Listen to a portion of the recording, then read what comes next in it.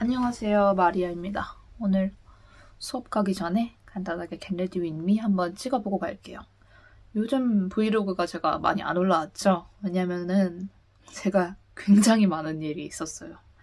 일단 제가 얼마 후에 이제 체류증 만료 예정이어서 갱신 준비를 몇 개월 전부터 했는데 지금이 2월이잖아요? 근데 2월인데도 아무런 진전이 안 되고 있습니다. 근데 문제는 제가 지금 한 달 있다가 졸업 필수 인턴을 시작을 해야 하는데 체류증 갱신이 안 되고 있다 보니까 지금 아무것도 못하고 있어요. 매일 아침에 일어나서 경시청 가서 이제 징징대고 왜 안 돼요? 빨리 해주세요. 징징대고 집에 와서 수업 갔다가 되게 우울한 기분으로 집에 돌아오고 이런 거밖에 할 수가 없어요. 회사 측에서는 당연히 이제 인턴 기간 동안 체류증 기간이 넉넉하게 남아있길 원하는데 지금 체류증 관련해서 이렇게 문제가 생겨버려서 제가 할 수 있는 게 경시청에 징징거리는 거랑 회사에 이제 좀만 기다려달라라고 메일 보내는 거밖에 할 수 있는 게 없네요. 요즘에 그래서 어떻게 해야 하나 생각을 많이 하고 있어요. 오늘 레어뷰티 제품 컨실러랑 파운데이션 써보도록 하겠습니다. 이런 상황에 놓이니까 사람이 불안이 되게 심해져서 요즘 자주 자다가 깨더라고요. 그래서 얼마 있다가 병원 가면 이제 약을 조금 늘려달라고 할까 생각을 하고 있어요. 원래는 다음 달부터 이제 약 줄이고 단약하기로 했는데 안 될 것 같아요. 그리고 지금 또 생각을 하고 있는 건 그냥 이번 연도 조졌다고 생각하고 다른 학교 석사 2학년으로 편입을 해버릴까? 근데 지금 제가 감정적으로 너무 소모된 상태여갖고 정말 아무것도 하고 싶지가 않아요. 제가 심지어 오늘 수업 중에 면접 평가가 하나 있는데 그것도 준비를 하나도 안 했어요. 약간 번아웃이 온 것 같은 느낌? 근데 내가 번아웃 왔다고 아무것도 안 할 수 있는 것도 아니고 제가 이번에 인턴을 구하면서 정말 일하고 싶던 섹터에 일하고 싶던 회사에 붙었었거든요. 면접도 굉장히 순조롭게 이루어졌었고 또 이제 월급 이야기를 하니까 받게 될 월급이랑 휴가랑 그런 것도 너무 마음에 든 거예요. 그래서 이제 합격했을 때 정말 기뻤어요. 합격 메일에 이제 본인한테 전화를 달라라고 써있더라고요. 그래서 합격 메일 받자마자 그 면접관분께 전화해서 감사하다고 얘기 드리고 그리고 제가 또 필요한 서류가 있거든요. 제가 또 필요한 서류 목록을 설명을 드리고 굉장히 잘 끝났는데 며칠 있다가 연락이 온 거예요, 메일로. 그래서 뭐지? 하고 봤는데 왜 합격을 했는데 감사 메일을 안 보내냐고 자기한테. 아니 합격 그 통보 메일 받고 제가 바로 전화해서 감사하다고 얘기도 하고 필요한 거 다 얘기도 했는데 자기들은 그거를 용납을 할 수가 없대요. 그런 식으로 제가 버릇없다 해야 하나? 무례하게 군 거를. 근데 제 입장에서는 이해가 안 가더라고요. 그래서 주변에 물어봤어요. 근데 주변에서 다 하는 말이 아니 근데 전화로 통화를 했는데 왜 그거 감사 메일 안 보냈냐고 그 난리를 치냐 그 사람 이상하다라고 하는 거예요. 그래서 이 사람 좀 말이 안 통하는 사람이구나 싶어서 네, 뭐 죄송했고 이제 제가 필요한 서류 혹시 주실 수 있냐라고 하니까 답장을 안 하는 거예요. 그냥 어이가 없다 못해서 이게 뭐지 싶더라고요. 나한테는 면접 끝나고 하루 후에 바로 감사 메일 안 보냈다고 전화를 했음에도 불구하고 메일로 감사 메일을 안 보냈다고 그 난리를 쳐놓고 나한테는 내가 필요한 소리 얘기하니까 일주일 동안 답장을 안 한다? 내가 이런 사람이랑 일을 하는 게 과연 좋은 생각일까? 그리고 이미 계약서 사인하기 전부터 나한테 이런 식으로 구는데 이 사람이랑 과연 내가 일을 할 수 있을까? 이런 생각이 막 올라오면서 여기서 일을 못하겠다라는 생각이 결국에 들더라고요. 그래서 미안하지만 귀사해서 저는 인턴을 안 하기로 했습니다 라고 메일을 보내고 그 사람이랑 그 사람 관련 회사 사람들 메일을 다 차단을 했어요. 이 얘기하니까 다들 이제 또 되게 너가 일하고 싶어 했던 섹터였는데 그렇게 안 좋게 흘러가다니 안 됐다. 근데 그런 사람이랑 괜히 일을 했다가 뭐 레퍼런스 망치기 전에 그만하길 잘한 거다라고 얘기를 해줘서 안심하긴 했는데 그래도 좀 슬픈 거네요. 그리고 또 이번 일을 이렇게 겪고 나니까 예전에 어학하던 시절에 알바 월급 떼어먹힐 뻔한 일이 생각이 나면서도 기분이 나쁘더라고요. 제가 그 당시에 카페에서 일을 했었는데 그 사장이 매니저는 프랑스인으로 고용을 해놓고 밑에 일하는 사람들은 다 이제 워홀 비자로 온 사람들만 고용을 했어요. 왜냐면 워홀 비자는 갱신이 안 되거든요. 그러니까 비자 만료 3개월 전부터 월급을 안 주는 거예요.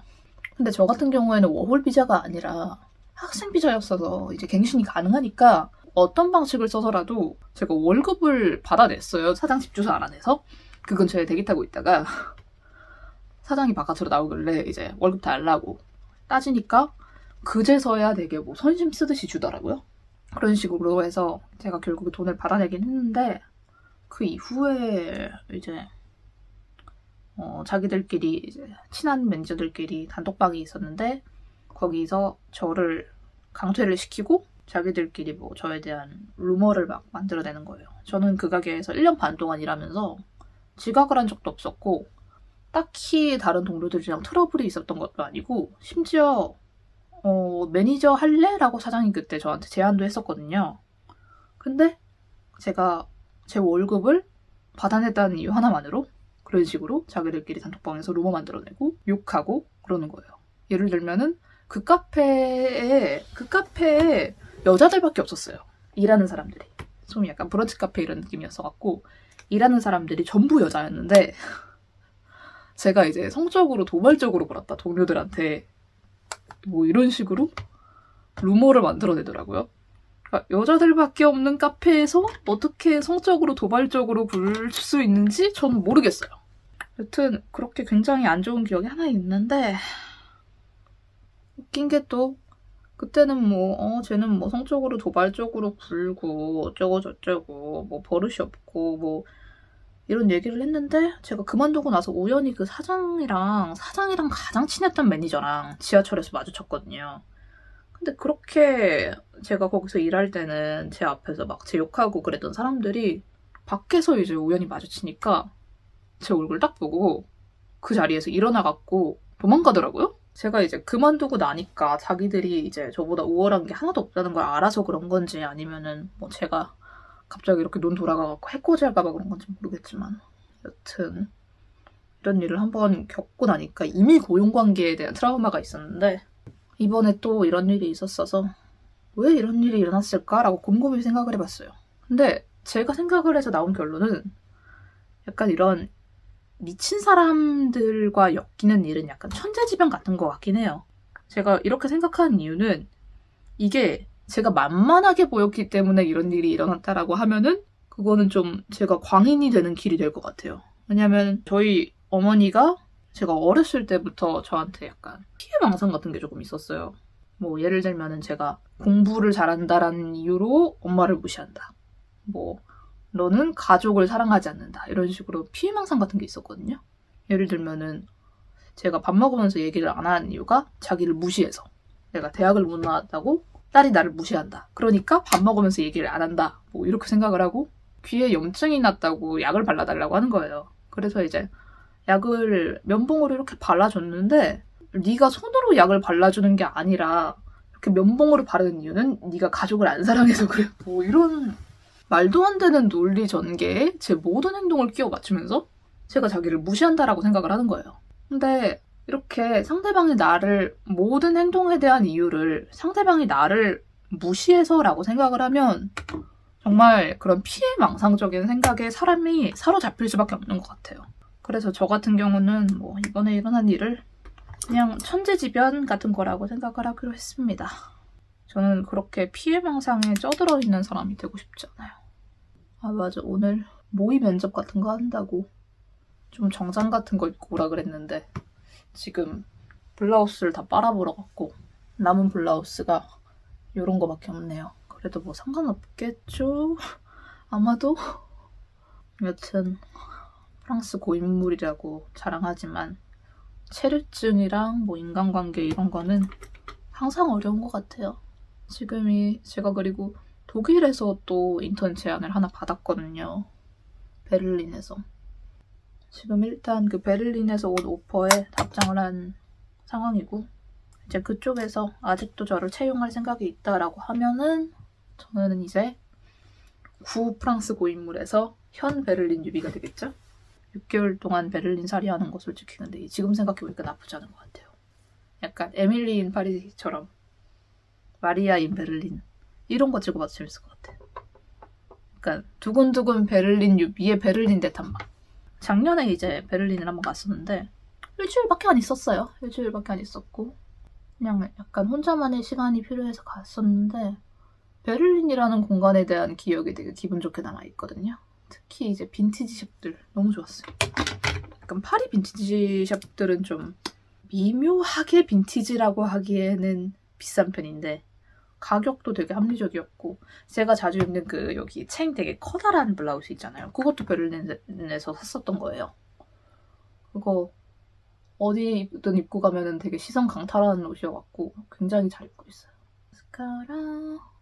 근데 어떻게 일단 체류증이 나와야 되는데 지금 저뿐만 아니라 제 주변에도 뭐 체류증 갱신하는데 5개월이 걸렸다, 6개월이 걸렸다라고 하는 사람들이 워낙 많아서 그래요. 뭐 제가 체류증이 늦게 나와서 이번 연도에 인턴을 못하고 뭐 유급을 한번 하게 되거나 아니면 다른 학교로 가서 석사를 하나 더 하게 되거나 해도 팔자겠죠? 그것도 자연재해 같은 거라고 생각을 하는 편이 정신건강에 훨씬 좋을 것 같습니다. 근데 요즘 느끼는 거 좀 이렇게 아이라인 안 그려도 약간 마음에 드는 것 같아요. 그래도 이렇게만 바르면은 너무 건조하니까 디올리 플럼퍼 한번 발라주고 가겠습니다. 짠!